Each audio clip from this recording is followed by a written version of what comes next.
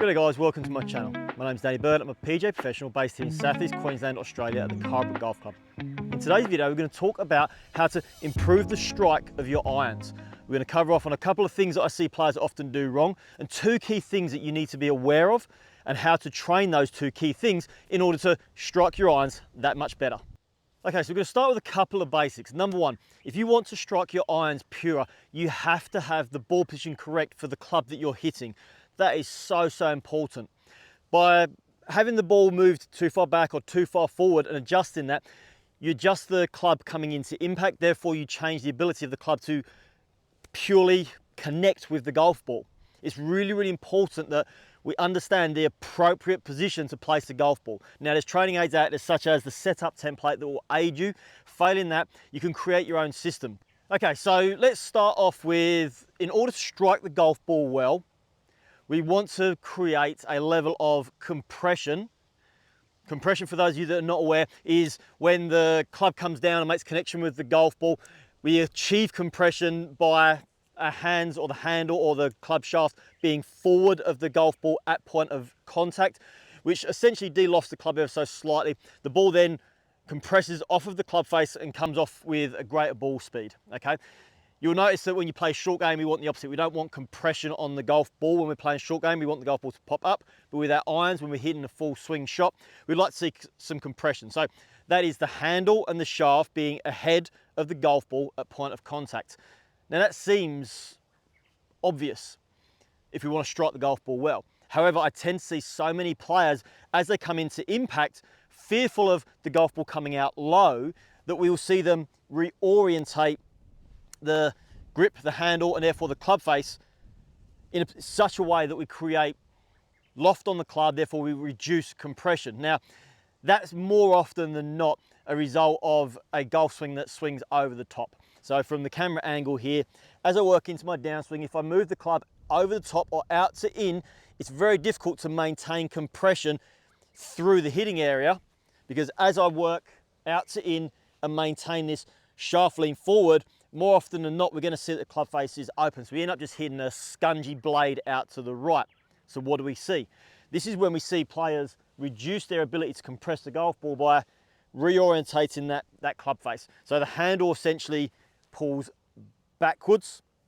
We create a wrist motion that looks a little bit like this. We add loft to the golf club. Golf ball goes up. We reduce compression. So how can we improve that compression? How can we start to create that? Well, I want to talk you through a drill that I like to do and I like my players to do, which will help you. So this is one of my favorite dry drills, or a do-at-home drill you might call it. It's very simple. You don't really need to be hitting the golf ball to train compression. We can certainly do a lot of the work away from the golf ball. So if we're going to be doing this one at home, we only really want access to a golf club and an alignment stick. Very simple. So what we're going to do, I'm going to take the alignment stick here. I'm going to place it so it's about halfway up the golf club here. So go about halfway down. So the tip end of my alignment stick is about halfway down the golf club there. I'm then going to take my normal golf grip here. So you see here, take my normal golf grip. I have the alignment stick now pushing on the back end of the grip. So it's set up position here. What's actually going to happen is, imagine we're at home, we've got a golf ball on the floor as a guide, and we're going to set ourselves up next to it.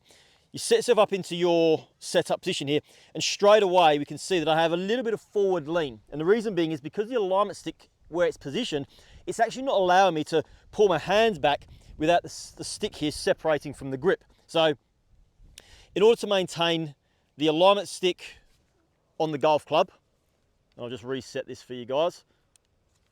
We take our grip and hold that in position here. The shaft, the alignment stick, they run in a parallel line together, and the alignment stick will push ever so slightly up against my left side here. So now I get into position, I've already created some forward press here. Then what we're going to be working to do is get to the top of our backswing. We're going to pause for a moment. We're then going to work into the downswing. And if I allow this club to work outside, first, before the club even has an opportunity to hit the ground, the alignment stick's going to hit me in my rib cage. And that's an indicator that I'm pulling the club back and reducing the ability to create compression. So what we want to feel is, from the top of the backswing, pause for a moment, and we're going to work the club down, ensuring that at no point until our hands are way past our body line here, with this alignment stick make connection. If I slow that down for you guys, you'll see here that I'm going to start getting that hands forward of the golf ball, and we're creating that compression.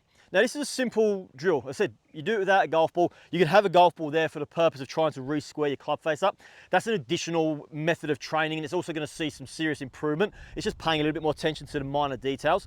But just taking the alignment stick, position it halfway up the golf shaft, and ensuring that as you work into your downswing slowly, that the alignment stick never connects with the body, you will very quickly learn to have the hands moving forward at impact. It'll also help you train to stop the club working too far away from the body into the downswing.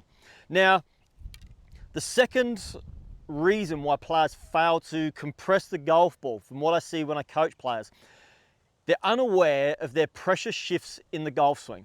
Now, this is very important. The pressure of your body's pressure will move around throughout the golf swing. It's important to have it in the correct spot at the point of contact if you want to make the golf ball fly off the face crisper, cleaner, and have a much more solid ball strike. Okay, so the second reason why players struggle to hit their irons as purely as they'd like to, or they don't strike them as well as they potentially could do, is because they're unaware of how the pressure moves in the golf swing. Now, most players want to see their iron shot soar high up into the air with a nice baby draw and go near the target. Guys, we all would like that. However, in order to strike the golf ball well, we need to avoid falling back on the golf ball. And this is where we look at the pressure shifting. So for most players, when they get to the start of the downswing, we're going to see some transference of this pressure. Instead of it moving into the lead side, we'll actually watch most recreational club players have that pressure shifting back to the right foot here, or the trail foot. As a result, we lean back, the club now starts to travel on an upward motion, and as it's going upwards, it actually ends up hitting either very, very cleanly, if you're lucky, or you end up hitting the middle of the golf ball and it thins. What we actually want to see players doing is from the start of the downswing, that pressure should be moving into the left foot or into our lead side here. So my pressure actually is going to go down to start with. It's going to shift towards the left, and then we're going to turn around, maintaining pressure down and through my lead foot. That ensures that our low point moves in front of the golf ball. That's important, so then the club still travels down, and it should collect the golf ball crisper on the way down. We will then help maintain that shaft lean, which touched upon the earlier part of the video, which gives us compression, which gives us ultimately a crisper, cleaner ball strike.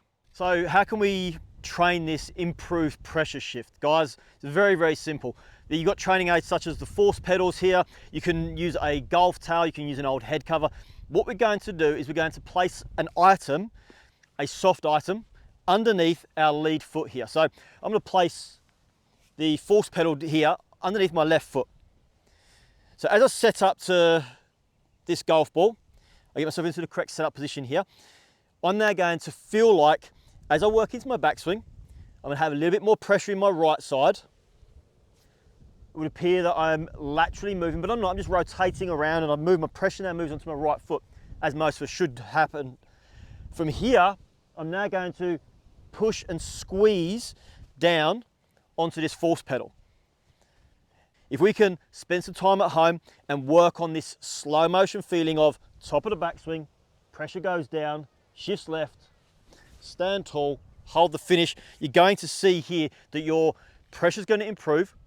You're also therefore going to improve your compression through impact, and ultimately you're going to improve your ball striking. So for 5 minutes a day, for 30 days, you could see a significant change in your golf game. As always, guys, I appreciate you taking the time to watch this video today, and I do hope it's been helpful to those of you that do watch. And remember, I like the channel to be interactive, so if you have any comments or questions, please post them below. Don't forget to like, share, and ensure that you subscribe to the channel so you see the videos as and when they drop. Until next time, guys, happy golfing.